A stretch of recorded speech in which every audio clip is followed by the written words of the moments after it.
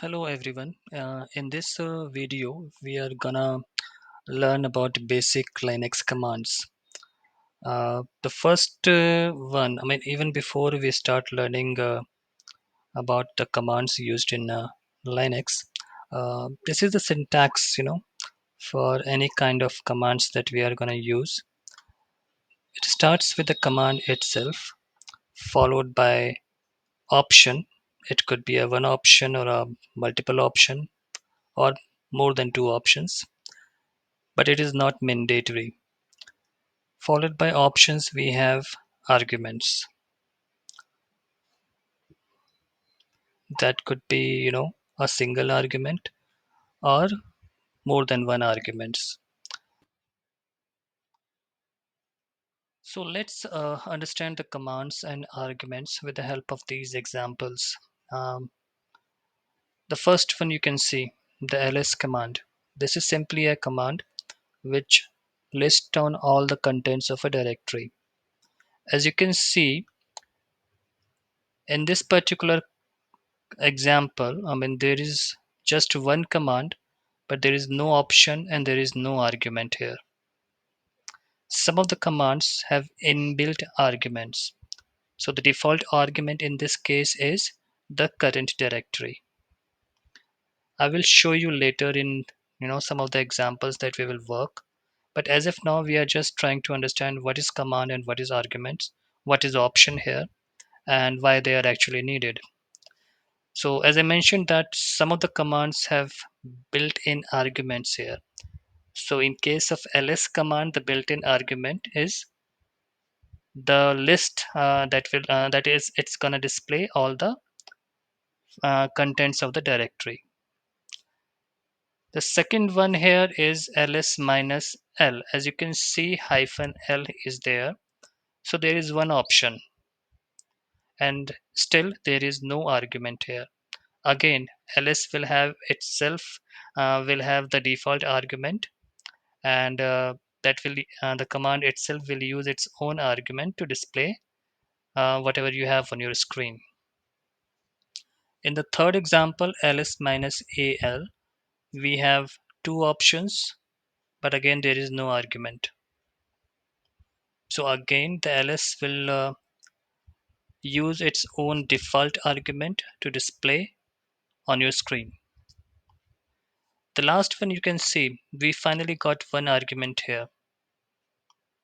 So it will override the default argument the ls has. Now ls know that it has to display the contents of slash etc directory.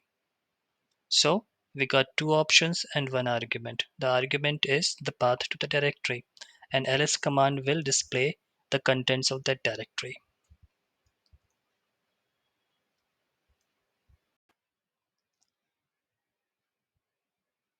Okay, so now we are clear about what are options and what are arguments. Now we can start learning some of the commands here. So the few commands that we are gonna learn is first one is the ls. Let's see what happens when we type in. Okay, so I have already logged into the Kali machine. I have opened the terminal. If you are using Ubuntu for the very first time or Kali for the very first time, this is the look and feel of the Kali Linux. Here on the top you can see there is a terminal. Simply click on that and it will open this black window.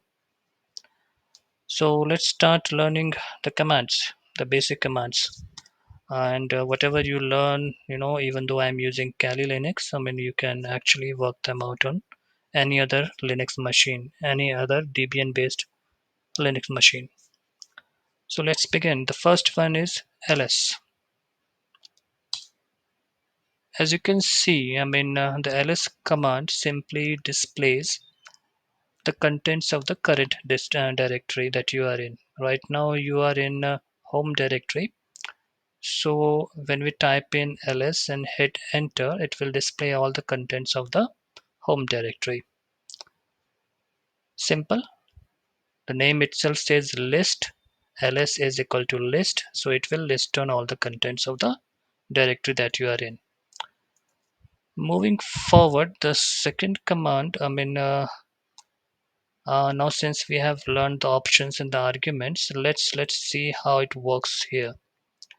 Let's add some of the options and some of the arguments to ls command. Let's see what happens if we give our command ls an option, that is L. Okay, so what just happened? It is going to long list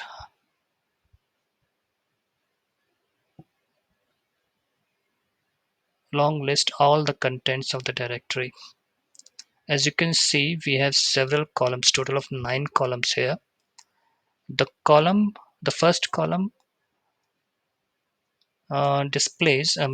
depicts the type of the file or folder.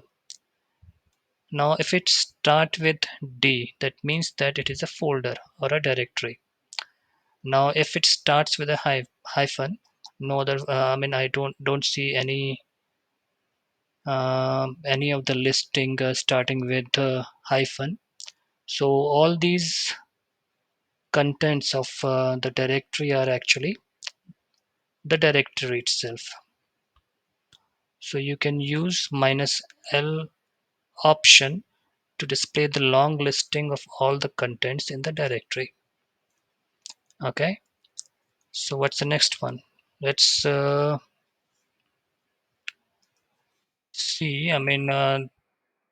If we have some hidden files here, what shall we do to display the hidden files? We will give our command ls two options, and they are ls hyphen l and a.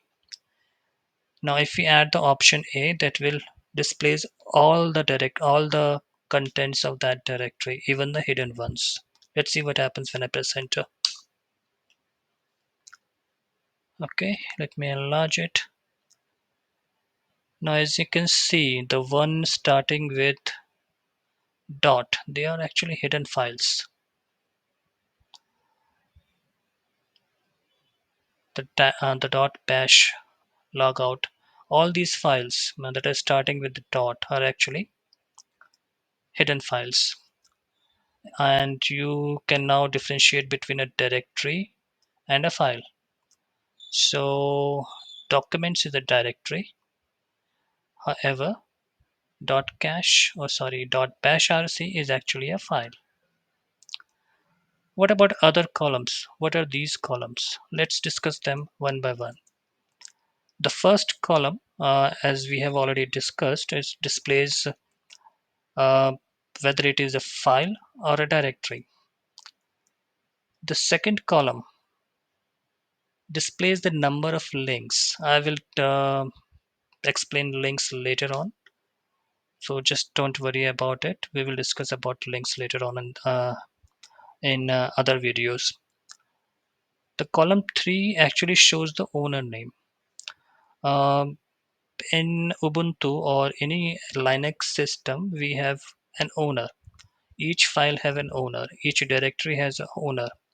So by using the command ls-l or ls-al, we can also check the owner name of that particular directory.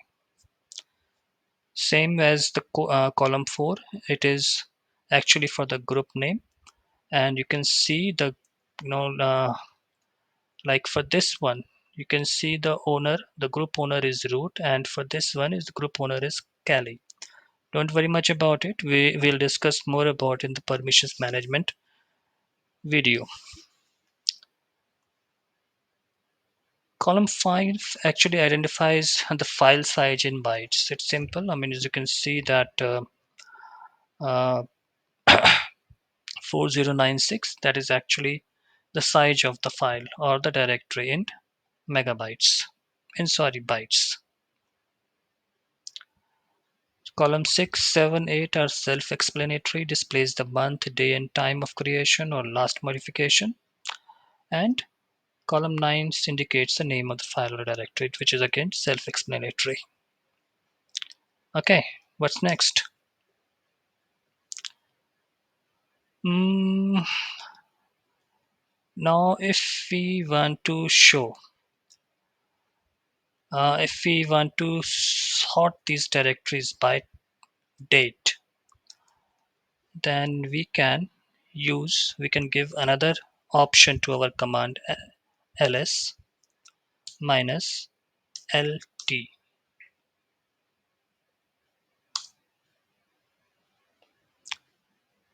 Now you can see, since all these directories are created almost at the same time, so it's not able to sort it. Let me create one directory for you to just so that we are clear. Let's make a test directory. Okay, and now try that ls minus lt. As you can see, this one is in the top. The one that we just created is on the top. So the T option actually sort the sort the listing uh, sort the listing according to the date and the time that the file or the directory was created. Now if we use one more option here, ls minus ltr, it is going to reverse that sorting. Now in the previous example, the test was actually on the top. Now test is actually on the bottom because it's reversed. Now the one that has been created um, latest that will be displayed on the bottom of the list. Okay, so this particular command has three options: one L for long listing, T for sorting that by date and time, and R simply to reverse that listing. Okay, all right. So what if we want to check the content of the directory? Now these folders, these folders, call them directories. Let's say if we want to check the content of that directory, that you can do using this command ls minus l ls minus r, sorry, slash etc. Bingo. So what our command actually did, it actually displayed the contents of the folder as well as the subfolder in a tree structure. So R stands for recursive.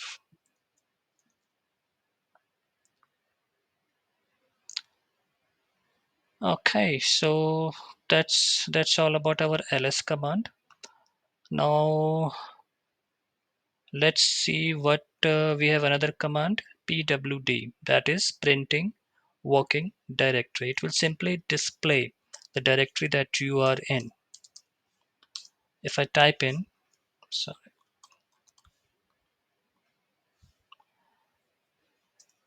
if I type in pwd printing working directory, now this is the directory that I'm in, home and Kali. Okay, next command, I mean, is cd. Let's see what happens with cd.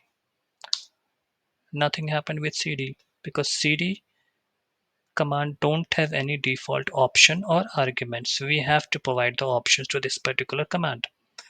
We saw that pwd, we don't need any options or arguments. However, with cd, we do need the options, at least one option.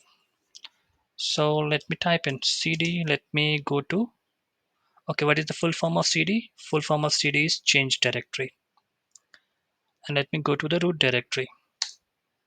Okay, so we are here in the root directory.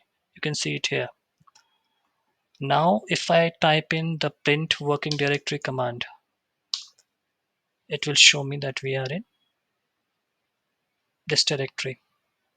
We can check it here as well, and if you want to get it printed on the screen, we can simply type in the pwd command. Let's now use the ls-ltr command. Let's see what we have here. So as you can see, all the listing for this particular root directory. Okay, we have our home directory as well here. Let's try to enter the home directory using cd, the change directory command. Let's go to home. Okay, and now you can see that we are in home directory. Try that pwd, it will show us the same.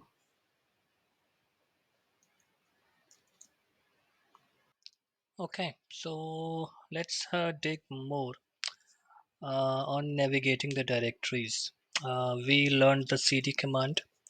Let's see what all we can do. I will give you an example here. Right now we are in home directory. Now I want to go back to the root directory. I can simply go back here. Okay, if I print my working directory, it will show that I'm currently in root directory. What we have here,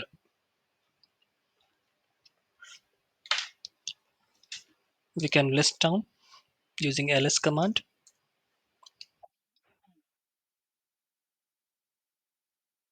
So you can see we have these subdirectories in the root directory.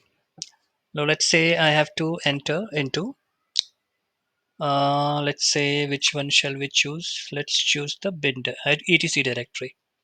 So I will further enter into cd and then etc directory. Okay, what we have here, ls. Uh, Let me enter this directory now.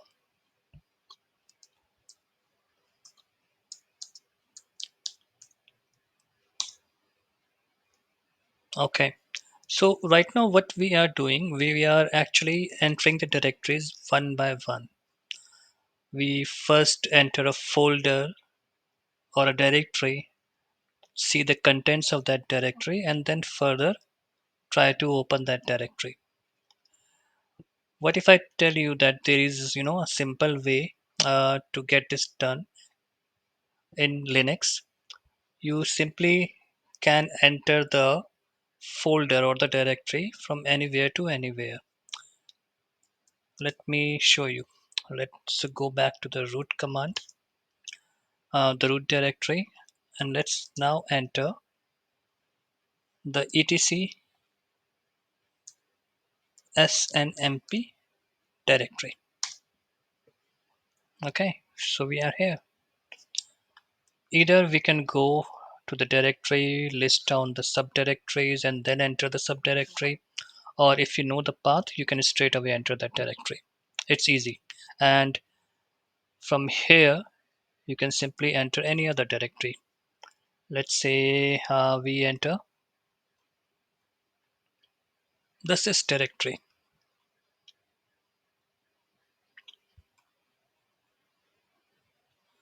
So we will give the path as root and then sys. We are in sys directory right now. Again, from sys directory, if we want to enter to temp directory, easy. cd, we are in temp directory now.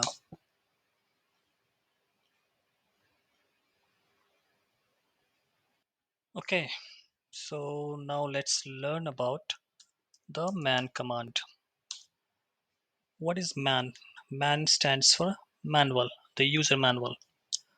Now, if you want to get more details about any command in Linux, you can simply type in man and the name of that command like this. See, it displays all the information about that command. What are what all options can we use? What all arguments that we can provide? All this information is here. So, I mean, when you learn Linux, in your journey to the learning, you will find these pages, the man page is quite helpful and you are going to extensively use that. Right now, just press Q to quit that.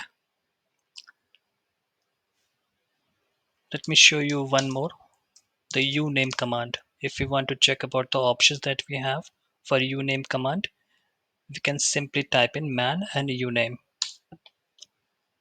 Okay, so what does it say? It says it prints the system information. Okay, and what are options we have? If we have hyphen a, it prints all the information,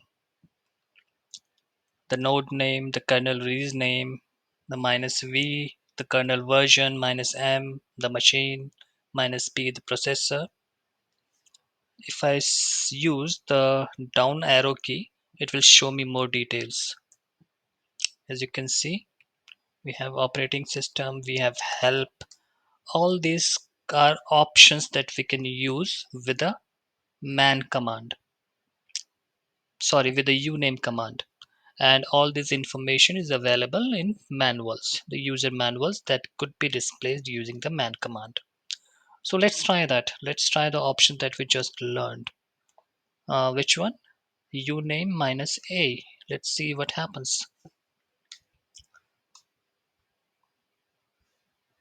If I type in uname minus a. Okay, so it displays all the information about the system. So uname is a wonderful command if you want to check the information about your system and what are options that we need to use with a particular command. You can check all the information in the manual that could be displayed using the man command.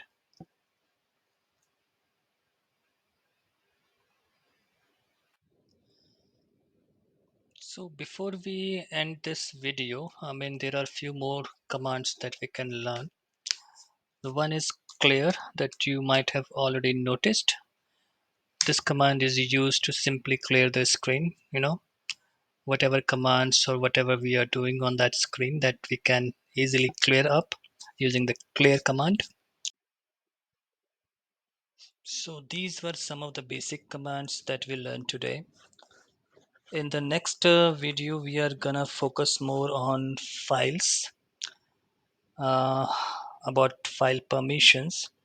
We also will get to learn about how we create a file using the Vim editor. It is one of the most powerful editor used in the Linux system, and although it is similar to the Notepad that you might have already used if you are coming from a Windows background, but you will see how powerful the Vim editor is and how beneficial is it for your day-to-day work. So please, if you like my video, please make sure that you click the like button and just don't forget to subscribe to my channel. Thank you. See you again.